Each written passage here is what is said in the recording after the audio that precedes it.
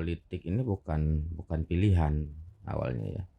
Pilihannya kan sama seperti cita-cita banyak anak-anak remaja ya, anak-anak remaja waktu sekolah. Ya kan harus kita tolong menolong. Yang susah dibantu oleh yang senang. Ya kan? Yang sakit bagaimana harus kita tangani. Ya, semangat itu yang harus dibangun. Inilah yang namanya semangat merah putih, semangat kebangsaan. Jadi gak usah kita takut bersaing dengan daerah lain, provinsi lain. Kita punya semua.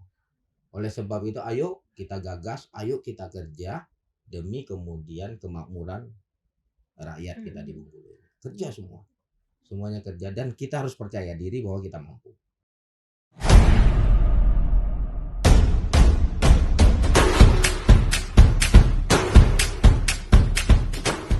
Assalamualaikum warahmatullahi wabarakatuh. Selamat siang Tribuners. Jumpa lagi bersama saya Yunike Carolina dalam program Bincang Tribun. Sudah hadir bersama saya Bang Tengku Zulkarnain di studio Tribun Bengkulu. Beliau ini anggota DPRD Provinsi Bengkulu Komisi 4 dan sebelumnya 2 periode sebagai anggota DPRD di Kota Bengkulu ya Bang. Apa kabar ini Bang? Baik, alhamdulillah. Alhamdulillah puasa Bang. Puasa. Bang masih tetap semangat ya Bang walaupun puasa. Ini dari ini tadi Bang, dari kantor, pulang dari ini. Mau ke kantor. Oh, baru mau ke Nanti kantor. kan ada acara paripurna di kantor. Jadi saya singgah dulu di Tribun karena ada undangan. Ya, oke, baik.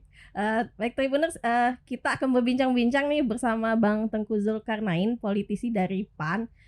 Bisa ini diceritakan ini Bang perjalanan karirnya sebagai seorang politisi mulai dari anggota Dewan 2 periode sampai sekarang duduk di Komisi 4 DPRD Provinsi Bengkulu Bang. Ya, jadi sebenarnya kan jalur politik ini bukan pilihan awalnya ya. Pilihannya kan sama seperti cita-cita banyak anak-anak remaja ya, anak-anak remaja waktu sekolah. Kan kalau kita tanya sama anak-anak SD, SMP, kebanyakan kan cita-citanya mau jadi polisi, mau jadi tentara, mau jadi dokter, ya kan? Jadi mau jadi arsitek, insinyur dan sebagainya. Saya belum pernah dengar juga, mungkin Mbak juga belum pernah dengar juga. Misalnya ditanya anak SD, ditanya anak SMP, cita-citanya jadi apa nak? Jadi politisi, kan pernah dengar? Belum pernah. Belum pernah dengar kan? Belum. Nah, begitu juga di SMA, cita-citanya jadi apa? Jadi politisi, belum pernah kita dengar. Karena mereka kan bercita-cita mengikut tes perguruan tinggi, itu kan tidak ada yang namanya perguruan tinggi politisi. Tidak ada. Jadi itu bukan pilihan dan semuanya bukan pilihan, tapi itu lebih pada jalan hidup. Ya. Kenapa kemudian menjadi jalan hidup? Ya, saya juga awalnya juga bekerja di swasta di Jakarta, kuliah di Bengkulu di Universitas Bengkulu. Itu satu alma mater Pak Helmi itu di bersama dengan Pak Helmi gubernur hari ini ya, Gubernur Bengkulu, Pak Dedi Wahyudi wali kota hari ini. Kemudian Pak Ali Sabtaini, anggota DPRD Provinsi juga banyak kawan-kawan, Pak Usin ya, Pak Kusmito, Dedianto semua. Satu jurusan itu enggak, kalau yang ekonomi itu saya, Pak Dedi Wahyudi, Pak Ali Sabtaini sama Pak Helmi itu satu ekonomi. Cuman beda-beda usia saja. Yang paling tua saya. Nah, jadi Pak Helmi 97, Pak Dedi 95 kan. Paling senior ya. Jadi kalau dari umur paling senior. Cuman saya tamat sekolah SMA merantau ke Jakarta, kemudian bekerja di swasta, macam-macam karena untuk namanya anak rantau mempertahankan hidup. Ada yang pernah jadi kondektur bis, jualan sayur, jualan beras, jualan durian di kaki lima. Semuanya sudah pernah, semuanya sudah pernah. Dan memang kehidupan di ibu kota memang keras ya. Ini kita harus survive. Jadi sampai kemudian ketemu Pak Helmi lagi ya. Kemudian kita membicarakan persoalan Bengkulu karena kita pernah di Bengkulu dan kita memang merasa bahwa Bengkulu ini bagian dari diri kita. Nah, beliau jadi anggota DPRD Provinsi saat itu, wakaf, ngobrol-ngobrol, kemudian kita dorong beliau itu untuk jadi wali kota. Beliau awalnya nggak mau, tapi kemudian kita ajak terus. Tapi kemudian syarat beliau itu saya kembali ke Bengkulu dari Jakarta. Oke, saya oke kan. Saya resign dari pekerjaan, saya kembali ke Bengkulu. Kemudian bersama-sama melakukan gerakan, ya kan. 2010 saya ingat itu. 2010 kita melakukan mapping, survei, ya kan, consulting, bagaimana kemudian membentuk performa beliau ini sehingga dikenal oleh masyarakat dan disuka oleh masyarakat. Sehingga akhirnya beliau jadi wali kota. Nah, iya, jadi wali kota terus beliau bekerja jadi wali kota.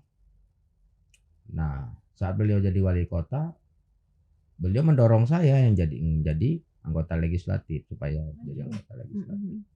Ya kemudian ya alhamdulillah 2014 saya jadi anggota legislatif di Kota Bengkulu. Nah dari situ kita bersinergi, DPR dan Pemkot ini bersinergi sehingga melahirkanlah kerja-kerja 1000 jalan mulus, berdiri rumah sakit kota, dan terakhir kemudian di akhir periode beliau berdiri ikon ya, gedung merah putih. Ada rumah sakit khusus perempuan. Rumah sakit khusus perempuan, rumah sakit Tinogalo ya. Banyak kemudian program yang dan bagaimana kemudian BPJS ya gratis, SD dan SMP juga gratis, kemudian Basnasnya berjalan ya kan, sehingga banyak yang terbantu masyarakat karena dengan jargon religius dan bahagianya itu. Nah, saya kemudian mengikuti beliau 2 periode di wali kota, saya 2 periode juga di kota sebagai legislatif. Jadi apa yang kemudian program beliau ini kita coba kemudian support dan alhamdulillah itu tersupport dengan baik. Kemudian saya ke provinsi juga atas perintah beliau karena beliau ketua partai itu. Beliau suruh saya ke provinsi. Karena beliau itu juga ingin ke provinsi juga jadi gubernur. Dan kemudian perjalanan takdir ini juga menghantarkan saya ke DPRD provinsi dan beliau menjadi gubernur. Dan ini kembali harus bersinergi lagi dalam program-programnya. Jadi bantu rakyat, hari ini tagline-nya bantu rakyat. Bantu rakyat itu lewat bagaimana kemudian mengemas anggaran ini sebaik-baiknya sehingga bisa maksimal untuk berguna bagi rakyat. Jadi banyak yang kemudian kita bedah-bedah anggaran ini agar kemudian bisa sepenuhnya itu bermanfaat bagi kebutuhan rakyat. Gimana selain didorong sama gubernur kita sekarang Pak Helmi Hasan, ini apa yang paling memotivasi Abang akhirnya mau ikut langsung terjun di dunia politisi ini Bang? Ternyata bahwa di negara ini keputusan-keputusan yang menyangkut hajat hidup rakyat banyak itu adalah keputusan politik. Makanya kita harus terjun juga ya. Keputusan politik. Jadi naiknya gaji pegawai, naiknya upah minimum regional, ya kan, kemudian sistem pendidikan, sistem kesehatan, ya kan, kemudian prioritas pembangunan itu adalah keputusan politik semua, keputusan politik. Kemudian bagaimana kemudian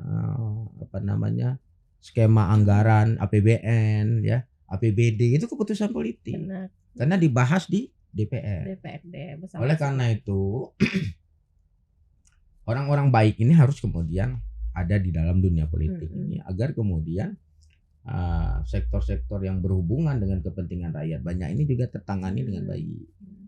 Nah, motivasi inilah kemudian mengantarkan saya ke dunia politik bahwa kalau kita mau berubah sesuatu maka kita harus masuk ke dalam itu. Karena kalau dulu ya kita ada di mahasiswa kita berteriak-teriak di pagar ya. Berteriak di pagar. Tapi hari ini kita berteriak-teriak di dalam. Ya. Memang fungsi dewan itu kan dia kan parlemen. Parli itu kan bicara. Nah, kita harus bicara, harus suarakan itu kepentingan-kepentingan rakyat. Jadi saya masuk ke provinsi ini juga pada saat itu adalah program Pak Gubernur, Pak Helmi ini adalah lebih kepada infrastruktur. Saya cek ke PU, dana infrastruktur cuma 10 miliar untuk jalan. Saat itu 2025 ini. Kemudian kita bicarakan ini, nggak bisa begini, kita harus rombak. 10 miliar buat apa? Berarti yang 1 miliar satu kabupaten kota, karena ada 10 kabupaten kota. Nggak cukup. Sangat nggak cukup. Kebutuhannya untuk kemudian kita memperbaiki seluruh jalan yang menjadi kewenangan provinsi itu 2,5 triliun. 2,5 triliun. Kalau dapat 10 miliar, wah bikin apa? Iya kan? Untuk kemudian melakukan pemeliharaan aja nggak bisa, nggak cukup. Nah ini kemudian jadi pembahasan kita. Akhirnya kemudian kita kata-kati semua tersedialah anggarannya berubah menjadi 500 miliar. Dari 10 miliar. Wah, lumayan. Jadi 500 miliar. Peningkatannya luar biasa. Memang banyak yang nggak nyaman, banyak yang marah karena tadinya dia nyaman dengan anggaran begitu, taunya dialihkan, digeser, diinikan ke infrastruktur, digeser ke kesehatan ambulan, ya kan? Pengadaan ambulan sekitar 100 unit, itu angkanya 25 miliaran. Kemudian untuk infrastruktur 500 miliaran. Ini kan yang tadinya ambulan nggak ada, infrastruktur jalannya cuma 10 miliar.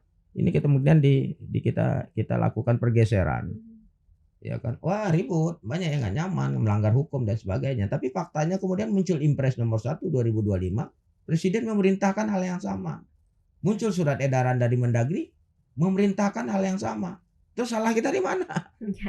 Selama kan? Untuk menyentuh rakyat nggak masalah. Iya, jadi banyak yang nggak nyaman karena selama ini sudah nyaman dengan hal seperti itu. Nah ini loh motivasi kita kemudian ada di dalam dunia politik itu. Bagaimana kemudian keputusan-keputusan yang kita buat di parlemen, keputusan-keputusan yang kita lahirkan bersama dengan pemerintah provinsi ini bisa kemudian menolong rakyat ini, bisa membantu rakyat ini. Lo kasihan loh Mbak, jalannya rusak parah, ya kan, banyak yang jatuh, banyak yang kecelakaan, korban jiwa, kemudian orang mengangkut hasil pertaniannya sulit sekali. Mungkin kalau pergi ke daerah-daerah itu pakai motornya rodanya dikasih rantai. Dia cuma sanggup angkut hanya beberapa kilo. Karena akses mobil nggak ada. Kasihan sekali kita lihat kalau di daerah-daerah itu. Jadi nggak bisa dilewati, jalannya melumpur. Biaya produksi tinggi. Biaya produksinya tinggi. Kalau ada yang sakit, orang harus digotong pakai tandu. Karena ambulannya nggak bisa jalan. Berhari-hari, berjam-jam dia harus ke rumah sakit. Karena berjalan kaki, gotong orang. Akhirnya belum nyampe rumah sakit orangnya sudah meninggal. Ini kan hal yang dirasakan oleh rakyat secara langsung. Nah peran pemerintah itu harus ada di situ. Tolong rakyat ini. Itulah gunanya jadi gubernur, gunanya jadi anggota DPR, gunanya jadi pejabat di pemerintahan. Kalau nggak ada, ya jangan jadi pejabat. Ya bertani saja, ya kan? Atau apa saja. Tapi kalau kita memang niatnya mau nolong, mau bantu rakyat, kita harus ada dalam dunia itu. Dan memang risikonya berat. Mas sekarang di Komisi 4 DPRD Provinsi Bang ya. Ini program-program di Komisi 4 sendiri itu apa aja Bang? Bisa disampaikan Bang untuk tahun ini. Komisi 4 ini kan bidangnya kan dia kesehatan, pendidikan, kemudian olahraga. Dia semuanya sebenarnya step. Jalan di tempat. Jalan di tempat. Sekarang Mbak, coba diperhatikan, ya. Semua yang ada hari ini di Provinsi Bengkulu ini jalan di tempat. Olahraga kita ada di urutan buncit di setiap PON, bukan olahraga nasional. Tak ada kemudian prestasi yang kita lakukan. Rumah sakit kita tipe B. Sedangkan Sumatera Barat, Sumatera Selatan, Lampung itu rumah sakitnya sudah tipe A. Rumah sakit provinsinya. Kita tipe B. Dan tipe B juga cuma hanya satu di Provinsi Bengkulu ini. Di tempat lain, di provinsi yang lain tipe B-nya banyak. Tipe A bahkan ada yang satu, ada yang dua. Kita kalau misalnya sakit di sini pasien dengan gawat darurat yang sudah berat, kita harus rujuk ke Padang, kita harus rujuk ke Palembang, kita harus rujuk ke Jakarta. Itu tempat yang paling dekat. Ya kan? Tempat yang paling dekat saja dari sini kita ke Padang itu 14 jam. Dari sini kita ke Palembang itu sekitar 12 jam, 10 jam paling cepat. Bayangkan dengan kondisi yang parah kita harus menempuh perjalanan sepanjang itu. Ya kan? Kemudian kita naik pesawat, kita kemudian kalau dia tidak bisa duduk, dia hanya bisa berbaring, kita harus sewa 8 seat untuk berangkat ke sana, didampingi oleh suster, didampingi oleh tenaga kesehatan. Sampai ke sana turun bandara, kita harus naik lagi ambulan. Kasihan pasiennya. Oleh karena itu kesehatan ini juga harus menjadi perhatian yang serius. Kalau misalnya rumah sakit M Yunus itu sudah bagus, tipenya sudah tipe A, alat-alat medisnya lengkap dan baik, tenaga-tenaga medisnya adalah orang-orang yang pintar dan baik, ya kan, perawat-perawatnya ramah dan sebagainya. Kenapa kita harus rujuk? Benar. Ya kan? Karena orang yang sudah dirujuk itu pasti posisinya orang yang sudah dalam keadaannya sangat parah. Nggak bisa ditangani dengan rumah sakit. Iya. Orang yang sudah keadaannya sangat parah. Orang yang keadaannya sangat parah, kanker stadium 4, ya kan, harus operasi besar dan sebagainya, dirujuk, dibawa dalam perjalanan yang belasan jam Mbak bayangkan bagaimana menderitanya pasien ini. Makanya kita kan harus fokus. Saya mendorong, saya bicara dengan Pak Gup, kita perbaiki rumah sakit M Yunus ini. Jadikan dia tipe A, lengkapi seluruh alat medisnya, ya kan? Kemudian lengkapi seluruh tenaga kesehatannya dari dokter spesialis sampai ke perawat-perawat. Ramah. Kenapa? Kalau orang datang ke rumah sakit dengan keadaan yang bau rumah sakitnya, kusut, layanannya tidak ramah, itu saja sudah jadi faktor memperberat penyakit. Tambah sakit. Tapi kalau kemudian dia datang dalam keadaan sakit disambut dengan ramah, rumah sakitnya kayak mall, wangi, sejuk, ya kan? Perawatnya ramah, alat-alat medisnya lengkap, dia datang disambut dengan baik, itu sudah satu poin. Belum apa-apa di situ dia sudah nyaman, dan ini membantu penyembuhan dia. Ya kan? Kalau orang nyaman, senang, itu kan dia akan membantu penyembuhan. Tapi kalau orang datang ke situ dibentak-bentak, tidak dilayani dengan baik, ya, dia akan tambah berat sakitnya. Ini yang juga jadi perhatian kita. Itu satu di kesehatan. Pak Gup saya lihat sudah sidak 2 kali sudah sidak beliau ke sana. Prihatin beliau dengan keadaan itu. Kita punya luas lahannya luas ya rumah sakit yang Yunus itu. Kemudian, tapi saya nggak tahu ngomong.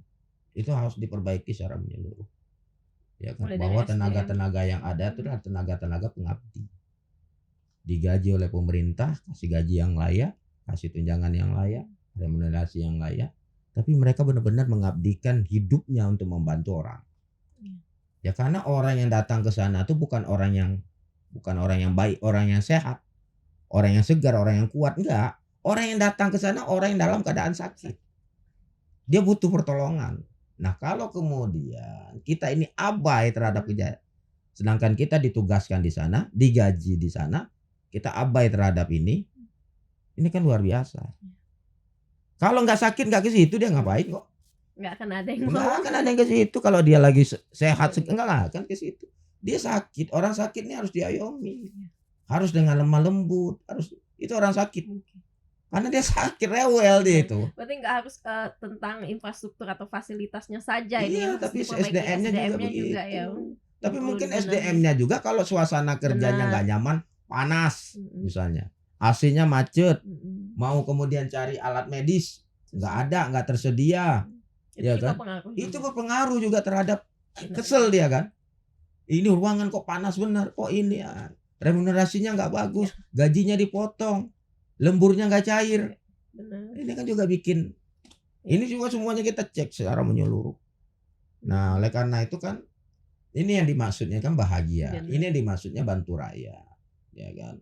Semangatnya adalah makanya Pak Gup mendengungkan semangat merah putih. Semangat merah putih, bumi merah putih ini kan semangat. Iya. Bagaimana kemudian ada rasa nasionalisme kita. Apa rasa nasionalisme itu? Adalah kita ini sebangsa, setanah air, seluruh yang ada di negara kita ini, di Bengkulu ini adalah sesama saudara kita. Ya kan? Harus kita tolong menolong. Yang susah dibantu oleh yang senang. Ya kan? Yang sakit bagaimana harus kita tangani. Ya, semangat itu yang harus dibangun. Inilah yang namanya semangat merah putih, semangat kebangsaan. Jadi seluruh kemudian kekayaan alam di Provinsi Bengkulu ini, ya kan? Seluruh sumber daya manusianya, sumber daya alamnya, potensinya harus kemudian benar-benar digarapnya untuk kesejahteraan rakyat. Kan Undang-Undang Dasar 45 pasal 33 kan sudah menyatakan seperti itu. Iya. Tapi faktanya hutan kita gundul, rusak alam kita, rakyat kita miskin. Ya. Ini loh faktanya. Begitu juga pendidikan kita. Berapa banyak ratusan sekolah SMK yang keadaan sekolahnya memprihatinkan. Ini juga jadi perhatian bagi kita.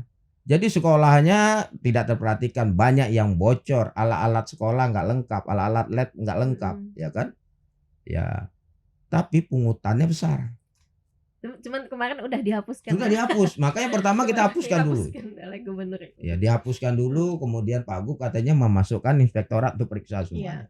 Lu kan sudah gajinya ada. Ada bosnya. Bosnya ada, semuanya sudah ada. Sertifikasinya ada, kok masih kemudian mungut dari siswa. Nah, itu loh. Jadi siswa yang miskin ini boro-boro dia kemudian fokus kepada pelajarannya, belum apa-apa udah minder, ke sekolah aja udah minder dia nih. Ya kan? Kenapa bajunya buruk, dia harus beli seragam. Kemudian belum bayar sekolah, belum bayar uang komite. Nah ini jadi minder. Semangat belajarnya pun akan turun kalau dia udah minder ya. Iya.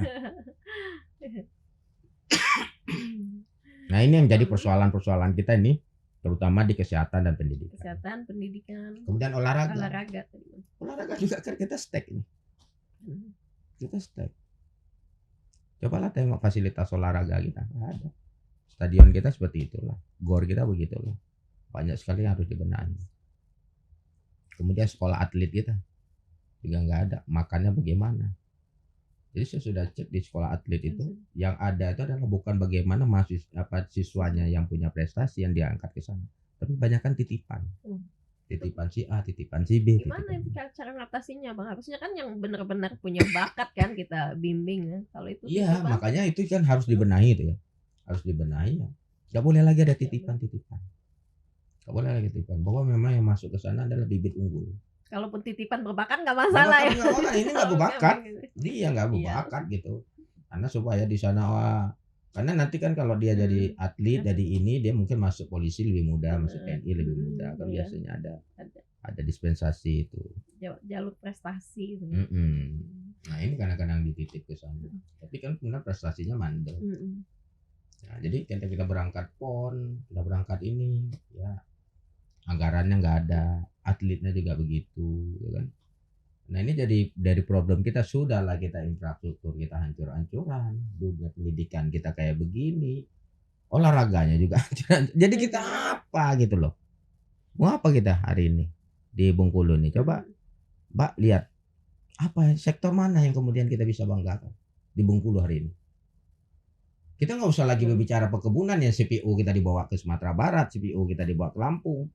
Berkebunnya ada di sini, ya kan? Kita nggak usah lagi berbicara pelabuhan yang sekarang sudah dangkal sementara lagi mati, kalau nggak segera dikeruk. Kita berbicara sektor apa? Oh, perikanan kita kaya karena kita ada dari mulai Kaur sampai ke Muko-Muko itu adalah garis pantai, seharusnya kaya perikanannya. Tapi mana? Kita nggak ada pelabuhan perikanan. Berbicara alih-alih kita berbicara pelabuhan perikanan yang terpadu, pasar ikan aja kita nggak punya. Mana pasar ikan? Nggak ada. Ada pasar campur. Kemudian ada pasar becek yang dibangun sendiri secara swadaya oleh masyarakat di Pulau Bay. Pasar becek. Panorama itu pasar umum. Campur semuanya di sana. Pasar Minggu juga begitu. Baru Kota nggak ada pasar produk perikanan. Kalau di daerah lain boleh. Mbak boleh datang ke Jakarta, Muara Angke. Mbak boleh datang ke mana yang daerah-daerah pesisir, ada pasar ikan semua. Bersih. Dia jual cuma ikan saja, produk perikanan. Nggak ada. Nggak ada di Bengkulu ini. Yang belum kita alih-alih kita berbicara tentang pelabuhan perikanan. Pulau Bay itu pelabuhan Pelindo. Benar. Nggak ada kita pelabuhan perikanan. Iya kan? Ada TPI tapi TPI nggak berfungsi. Ini apa masuk dalam program Pak Gubernur juga? Iya, nanti semua masuk semua. Begitu juga perkebunan. Iya. Kita CPO kita dibawa kemana? Kok kita nggak dapat apa-apa? Yang dapat ke Teluk Bayur, yang dapat Lampung. Karena dibawanya ke situ. Karena kapal kita nggak bisa masuk ke pelabuhan, ada yang di Sedangkal. Makanya banyak sekali yang PR yang harus diselesaikan dalam periode kepemimpinan Pak Gu. Dan beliau saya lihat konsen ke sana. Cuman kita kadang-kadang nengok beliau ini kan kasihan ya. Jadi beliau apa dulu ya, duitnya dikit, tapi semuanya bermasalah. Harus dibenahin. Iya, semuanya harus dibenahin. Ini APBD kita ya kita tahu ya Bang, ini APBD provinsi kita ya 2,9 triliun. Kurang dari 3T ya, kecil ya dibanding provinsi-provinsi yang lain. Iya. Ya. Nah ini apakah dengan banyaknya program dari Pak Gubernur, Dewan untuk membenahi infrastruktur, kesehatan, pendidikan itu ini mencukupi atau gimana nanti ya? Dorong dari pusatnya atau kita ambil dana nanti gimana nih? Ada strategi nggak itu? Ya makanya kita Pak Gu bahkan sebelum beliau dilantik itu sudah mengirim isyarat SOS ke pusat ya.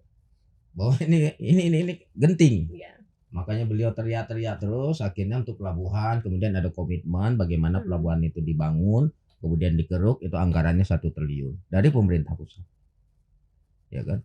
Kemudian beliau teriak-teriak lagi cetak sawah Pak Singga, pemerintah Kementerian Pertanian bantu cetak sawah baru 2.200 hektar.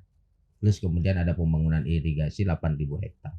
Beliau nanti teriak-teriak lagi, kemudian ada komitmen dari Kementerian Perhubungan, kemudian otoritas pelabuhan udara untuk bangun pelabuhan udara kita, bandara kita.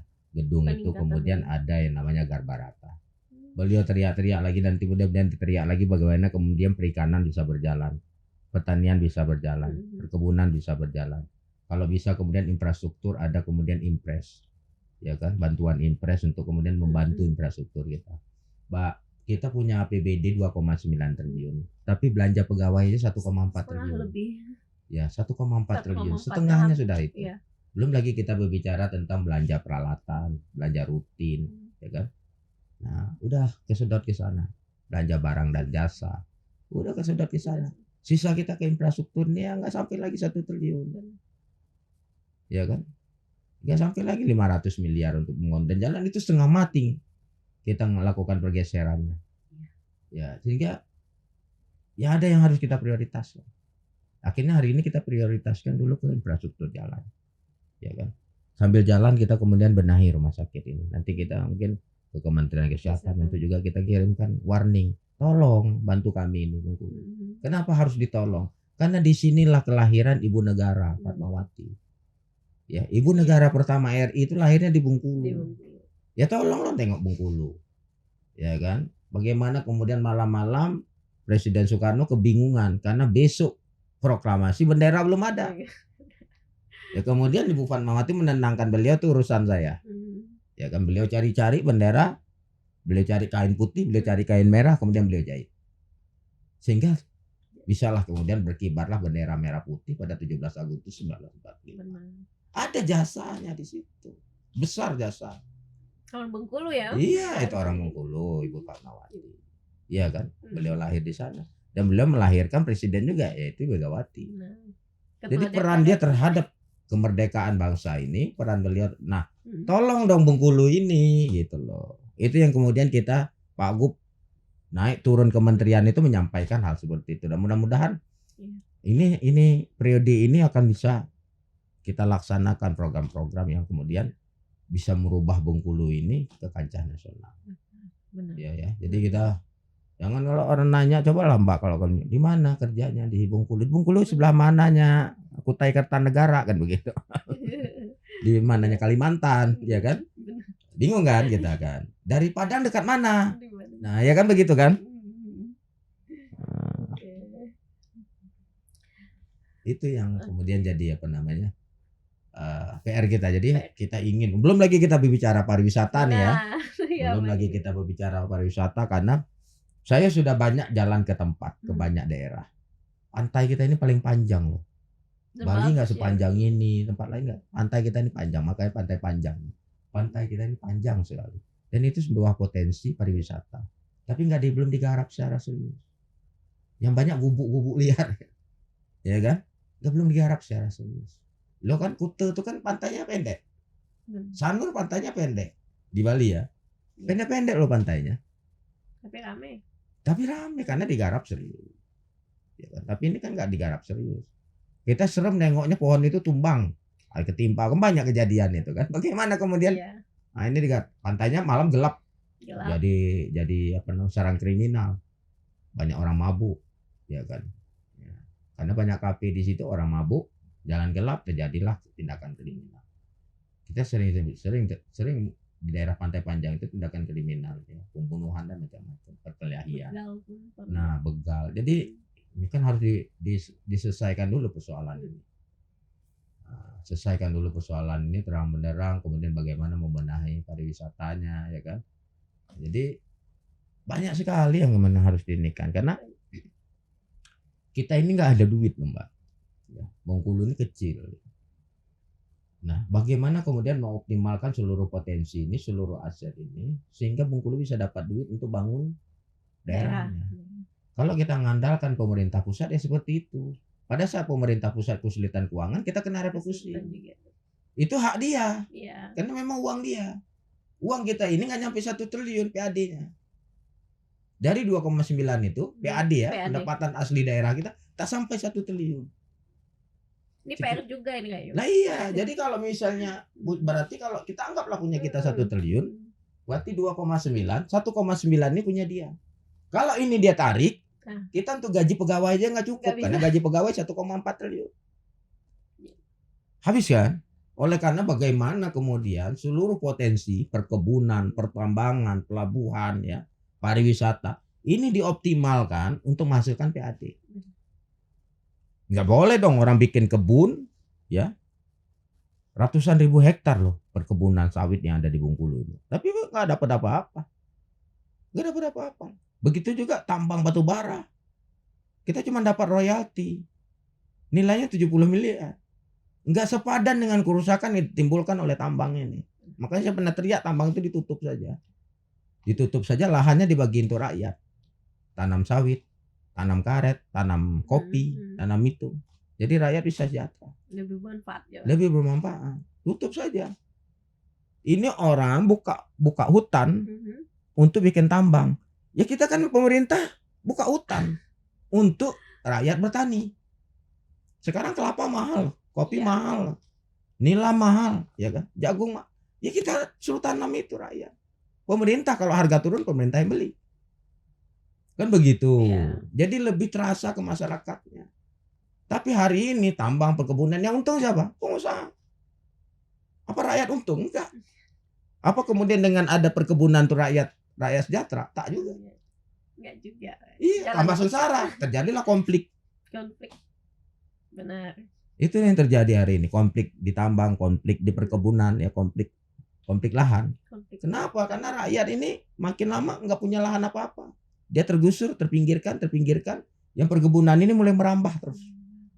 Mengambil lahan warga. Mengambil lahan. Jadi kasihan rakyat. Makanya saya katakan dengan Pak Gu, kalau misalnya HGU-nya sudah habis, sudahlah, tidak usah perpanjang lagi. Lahannya bagi rakyat. Pemerintah, ya kalau rakyatnya dikasih lahan 2 hektar, ya, dikasih bibit, ya kan, dikasih bibit, kemudian dibantu pupuk. Kira-kira rakyatnya bisa nggak kerja? Bisa. Oh, saya bilang kalau sudah dikasih lahan, udah dikasih bibit, sudah dikasih pupuk, kemudian disubsidi hidupnya, dia nggak mau kerja, nah ini baru dipukulin, Mbak. Benar. Ya, baru digebuki pakai rotan gitu kan. Nah, tapi pemerintah harus konsisten untuk itu, tapi rakyatnya juga harus konsisten. Jangan kemudian udah dikasih ini bibitnya dijual, pupuknya dijual, kemudian lahannya dijual. Nah ini yang nggak konsisten. Nah, ini kan banyak kejadian begitu juga kan. Nah, makanya ini harus kemudian diselekti. Siapa yang mau kerja? Kalau ada HGU sudah ditutup, sudah diperpanjang, siapa yang mau kerja? Pemerintah bantu dia. Nah ini rakyat kan bisa sejahtera dengan itu. Itulah saya katakan land reform itu. Jadi bagaimana reformasi agraria ini kita lakukan. Kalau kita kasih HGU puluhan ribu satu perkebunan, satu perusahaan puluhan ribu hektar, nggak ada manfaat. Untuk rakyat itu nggak ada manfaat. Rakyat kita, HGU ini kan hak guna usaha. Yang sejatinya adalah punya negara, punya pemerintah. Yang kemudian dikasihlah kewenangan untuk perusahaan, kau garap sekian tahun. Tapi kepemilikannya dia nggak bisa memiliki. Yang memiliki adalah negara. Ya kan? Negara yang punya, tapi kemudian rakyatnya susah. Ya kan? Kalau kita berbicara pada Undang-Undang Dasar 1945 pasal 33, negara boleh ambil dong. Karena tanah, air, dan kekayaan alam yang terkandung di bawahnya itu punya negara dan digunakan sebaik-baiknya untuk kepentingan rakyat. Kan boleh kan seharusnya. Makanya kalau kemudian dengan adanya perkebunan tuh, rakyat justru yang ada di daerah itu nggak sejahtera, pemerintah ambil perkebunan itu, negara ambil perkebunan itu. Bisa ya Pak? Ya harusnya bisa. Izinnya masih ada. Ya harusnya kalau bisa. Memang merugikan rakyat. Ya karena tujuannya itu adalah kita berdasarkan pada Undang-Undang Dasar 45. Itu kan yang paton tertinggi ya. Itu kita kembalinya ke situ. Lah kok ada perkebunan di sana, tapi rakyat di dekat perkebunan itu sengsara. Di mana letak keadilannya? Sedangkan dia menggarap tanah negara. Dia menggarap kekayaan negara. Hari ini kita ini pemerintah provinsi itu kapal nggak punya, pesawat nggak punya, tapi ada kemudian pengusaha yang menggarap tanah negara, ditambang bisa beli helikopter. Ini negaranya nggak bisa beli, aneh nggak? Aneh Pak. Begitu juga di Indonesia, dia punya pesawat pribadi, dia punya ini, tapi negara nggak punya loh. Begitu besar kan, karena Mbak boleh bercerita bahwa 99% kekayaan negara kita hanya dikuasai oleh 10 atau 11 orang saja. Cek ya. 1%-nya baru direbutkan oleh sekian ratus juta rakyat Indonesia. Miris nggak? Miris Pak. Di Bengkulu juga akan sama juga seperti itu. Katanya kaya Bengkulu nih, punya emas, punya batu bara, lautnya luas. Padahal sederhana lah. Iya, kalau kita sungguh-sungguh kerja, kita punya potensi yang begitu besar. Kita cuman menghidupi 2 juta rakyat saja. 2 juta rakyat saja yang harus kita pikirkan. Oleh karena itu kita sungguh-sungguh. Semuanya bekerja, ya kan? Seluruh stakeholder. Legislatifnya, eksekutifnya, ya kan? Aparat penegak hukumnya, bahkan termasuk media massa nih. Media elektronik, media cetak, semua yuk kita kerja. Bagaimana kemudian kita mengelola seluruh aset, seluruh kekayaan yang ada di Provinsi Bengkulu ini demi kemakmuran rakyat Bengkulu. Kita punya kelebihan tapi kita katakan tadi, cuma 2 juta rakyat yang harus kita hidupi. Enggak seperti Jawa Timur, dia harus menghidupi sekitar 45 juta rakyatnya. Begitu juga Jawa Barat. Kita cuma menghidupi 2 juta rakyat saja. Dan saya rasa ini kalau kita sungguh-sungguh, ini bisa. Ya kan, laut kita luas betul. PR Bang Tengku ini. Iya, ini kan kemudian kita bicarakan bersama-sama. Bang Tengku dan kawan-kawan. Iya, diskusi kita dengan Pak Gubernur, diskusi dengan kita. Ayo kerja. Ayo kerja kita. 5 tahun ini nggak lama. Harus ada kemudian hasil kerja kita yang bisa dirasakan oleh rakyat. Benar. Ya kan? Rakyat mau ke sana, mau ke rumah sakit cepet. Dia mau bawa hasil pertaniannya mudah. Harganya nggak turun. Karena sawit ini dalam perjalanan itu kalau nggak cepat dia kan turun kualitasnya. Karet gitu juga. Kopi kita bawa ke Lampung. Jadi kopi Lampung. Iya kan? Padahal kita potensi kita luar biasa loh. Jambi ada laut. Lautnya ada di Kuala Tungkal sana, daerah pantai timur. Ya kan? Tapi Sorolangun ke sini Bangku, dekat ke Bengkulu daripada dia harus ke sana. Lautnya juga jelek karena itu Selat Malaka lumpur. Belum lagi Linggau, belum lagi Empat Lawang, Pagar Alam, Lahat, ya kan, Muara Enim. Yang dekat mereka nggak pernah nengok laut itulah kira-kira, karena nggak ada lautnya. Ini kan potensi kita di sini. Bagaimana kemudian seluruh infrastrukturnya nyaman dia datang ke Bengkulu, karena di Bengkulu ini tersedia semua. Hasil lautnya bagus, dia kan bisa borong ke sini. Daripada dia beli hasil laut ke Jakarta, ke Lampung lebih jauh, ke Padang lebih jauh mereka. Beli produk perikanannya. Nah, tapi kita nggak ada pabrik pengolahan ikan, kita nggak ada pasar ikan, kita nggak ada kapal-kapal kita yang cari ikan, kapal-kapal dari Jawa, dari Padang, dari Sumatera Utara, cari ikan kita di Enggano, cari ikan kita di Pulau Mego, kemudian dibawa lagi ikan dia ke daerahnya masing-masing. Ikan kita habis, ya kan? Kita nggak bisa buat apa-apa. Nggak dapat apa-apa. Seharusnya mereka beli ikannya ke sini dong, ya kan? Benar. Oleh karena itu industri perikanannya yang kita ajak ke sini. Ikan kamu kan dari Bengkulu, ya kan? Untuk pengalengannya kan dari Bengkulu nih ikannya. Industri filetnya kan dari Bengkulu nih. Ya kamu bikin industrinya di Bengkulu dong. Orang lebih dekat kok dari lautnya. Daripada dari sini dia habis dari Bengkulu ngambil ikan dia pergi ke Jawa kan lebih jauh. Lebih baik industrinya dibuat di sini. Industrinya yang dibawa ke Bengkulu. Iya, industrinya, industri filet ikan, industri pengalengan ikan, itu yang dibawa ke sini. Seharusnya ya. Banyak ini artinya Bang yang perlu dibenahi nih Bang. Banyak sekali. Makanya banyak sekali, tapi satu-satu lah. Mudah-mudahan 5 tahun ke depan ini semuanya bisa realisasi ya Bang. Ya. Bang, ini closing statement nih Bang. Apa yang ingin disampaikan ke warga Bengkulu Bang dan harapannya ke depan? Bisa Bang? Ya, jadi dengan tema jargon Bumi Merah Putih. Maka semangat nasionalisme kita, kecintaan kita terhadap Bengkulu ini harus kemudian kita gagas, kita tumbuhkan. Bahwa Bengkulu ini punya semua. Dia punya sumber daya alam, dia punya sumber daya manusia, dia punya kekayaan pariwisata, ya. Semuanya punya. Jadi gak usah kita takut bersaing dengan daerah lain, provinsi lain. Kita punya semua. Oleh sebab itu, ayo kita gagas, ayo kita kerja demi kemudian kemakmuran rakyat kita di Bengkulu. Kerja semua. Semuanya kerja, dan kita harus percaya diri bahwa kita mampu. Oke, ya. Penting semangat Bumi Merah Putihnya tadi ya Bang.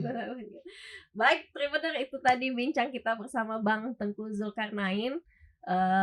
Udah banyak ini yang sudah disampaikan Bang Tengku, dan masih banyak juga PR yang harus dikerjakan Bang Tengku dan kawan-kawan di DPRD Provinsi Bengkulu. Dan semoga bincang kita hari ini bermanfaat. Saya Yunike Carolina selaku host pamit undur diri. Sampai jumpa dalam program Tribun Bengkulu selanjutnya.